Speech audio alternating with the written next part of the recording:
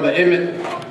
I had the pleasure of being at Washington watching my niece graduate, Sister T's daughter graduate, and also saw Brother Emmett in there graduating and doing his thing. So it's an awesome thing, man, for you to step back and go back and continue to educate yourself and try to better yourself, bro.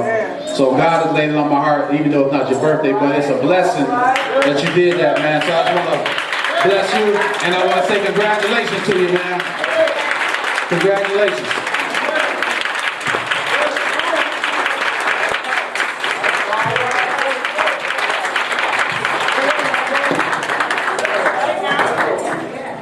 And last but not least, I just ask for y'all to pray for me. As y'all know, I've been kind of pursuing to be the opening manager of the Detroit store, Whole Foods, when it opens next in June. My interview was this Thursday in Chicago. So I just I want y'all to pray for me, because I want to, again, man, it's more than just a job for this whole thing. And this is something that really, I'll get into the whole story about it one day, but it really manifested from like 10 years ago from a conversation I was having with one of my leaders of the company. And then 5 years later, an experiment that we did as a project at a meeting in Chicago. And now kind of all this stuff that's been manifested. Now the time for the interview is this Thursday. So I just ask y'all to pray for me, because everything I do, I want God to be acknowledged. And so through the question about financials, whatever it may be, I want them to see something and be touched and be changed. And I don't care what it is, you know what I mean? So I just ask y'all to pray for me, but then afterwards, I want y'all to pray for me just because it's an unknown project, right? It's going into Detroit, it's not the best.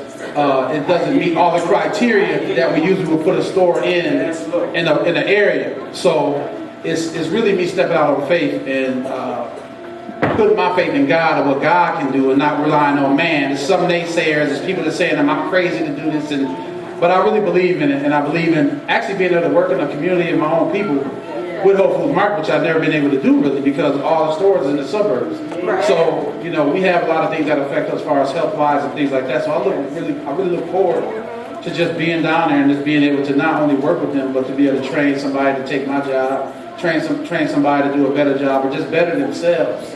And I promise I can just affect one life.